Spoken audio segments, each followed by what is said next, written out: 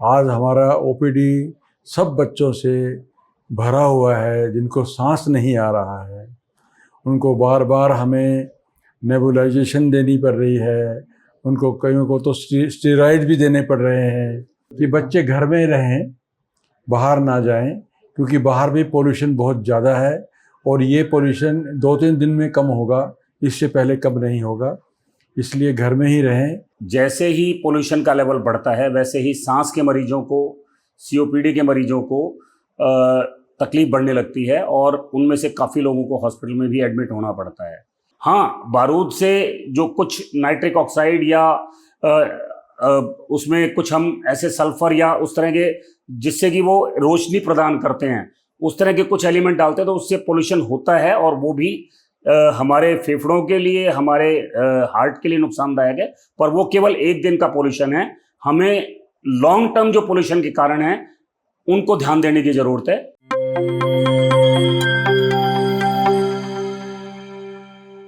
Gas chamber बना Haryana, gas chamber बना NCR, gas chamber बनी रेवाड़ी, गैस चैम्बर बना गुरुग्राम। कहाँ कहाँ की बात करें, सिरसा से लेकर नारनौल तक यही हालात है। जो वायुमंडल है वह इतना प्रदूषित है कि बाहर निकलना मुश्किल हो रहा है, सांस लेना दूभर हो रहा है। हमने इस विषय में वरिष्ठ चिकित्सकों से भी बात की, इस प्रदूषण का सेहत पर क्या असर पड़ रहा है इस पर भी बात की, उनकी बातें भी सुनवाएंगे। हम आपको दीपावली की रात यानी कि 20 और 21 अक्टूबर की मध्य रात्रि को एयर क्वालिटी इंडेक्स की जो रिपोर्ट आई है सरकारी, उस रिपोर्ट के बारे में भी बताएंगे। और हम आपको यह भी बताएंगे कि सुप्रीम कोर्ट के जो आदेश थे वो किस तरह हवा हवाई हो गए, किस तरह लोगों ने जमकर आतिशबाजी चलाई और सारे आदेश धूल फांकते हुए नजर आए। कहीं कोई ने बंदिश थी, पूरी रात हर शहर में धूम धड़ाका हुआ। वो ग्रीन पटाखे की बातें थी वो सिर्फ कागजों में ही रही। हो सकता है बहुत सारे लोगों ने ग्रीन पटाखे खरीदे हों, लेकिन धुआं बता रहा है, बारूद का धुआं बता रहा है कि जमकर बारूद उड़ाया गया है, जमकर आतिशबाजी की गई है।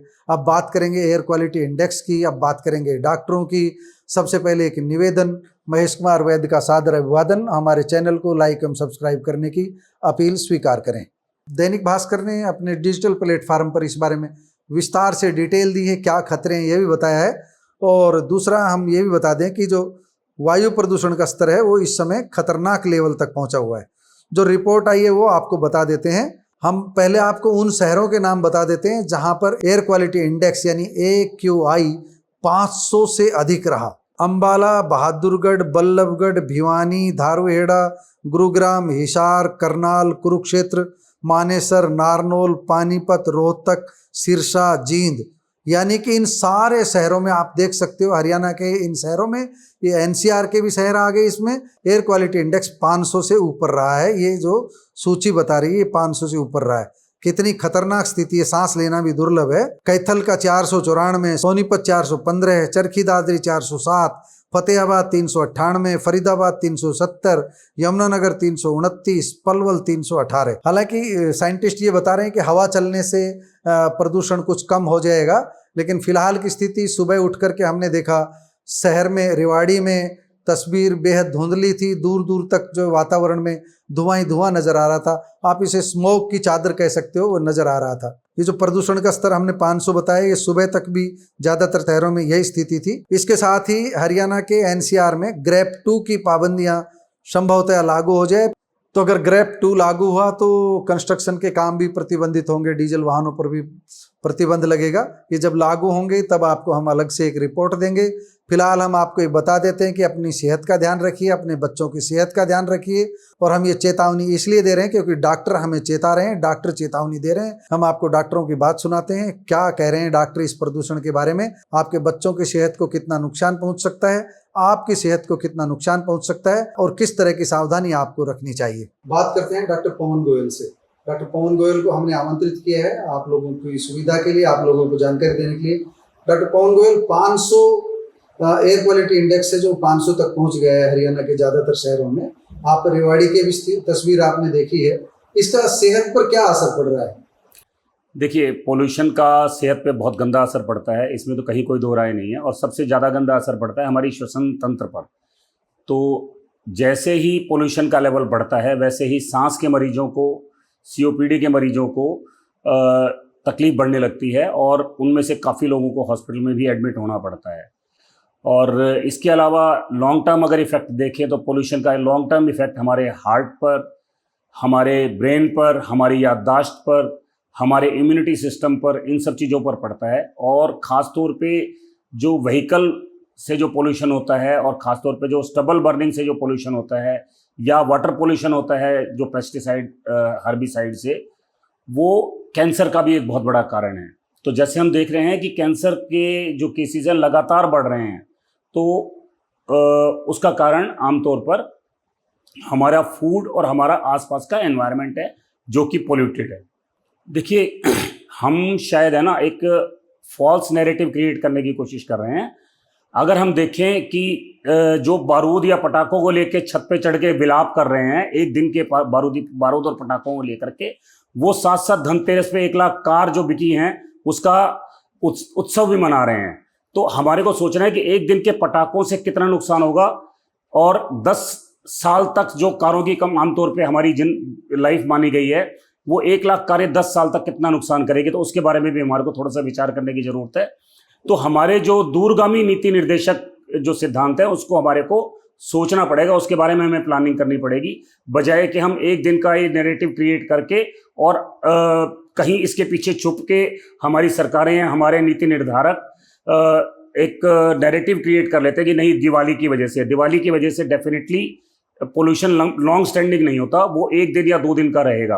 परंतु ये AQI जो है जिसको कि हम पार्टिकुलेट मैटर 2.5 से नीचे के पार्टिकुलेट मैटर या 5 माइक्रोन से नीचे की जो पार्टिकुलेट मैटर है जो कि डायरेक्ट लंग में प्रवेश कर जाते हैं, उसकी वजह से जो पोल्यूशन होता है, तो उसमें सबसे बड़ा पोल्यूशन का कारण हमारा ऑटोमोबाइल स्टबल बर्निंग, जिसको कि हम पराली जलाना, या ऑटोमोबाइल या व्हीकल की वजह से जो पोल्यूशन होता है उसको, या जो कंस्ट्रक्शन या रोड साइड पे, क्योंकि हम देखते हैं दिल्ली NCR मेनली एक रेतीला इलाका है, तो जो सड़क के दोनों तरफ पे जो कच्चा रास्ता है उससे जो धूल उड़ती है, आपने हाईवे पे जाते हुए खूब महसूस किया होगा कि उस धूल में सांस लेना भी असंभव है।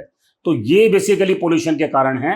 हाँ, बारूद से जो कुछ नाइट्रिक ऑक्साइड या उसमें कुछ हम ऐसे सल्फर या उस तरह के जिससे कि वो रोशनी प्रदान करते हैं, उस तरह के कुछ एलिमेंट डालते हैं, तो उससे पोल्यूशन होता है और वो भी हमारे फेफड़ों के लिए, हमारे हार्ट के लिए नुकसानदायक है। पर वो केवल एक दिन का पोल्यूशन है।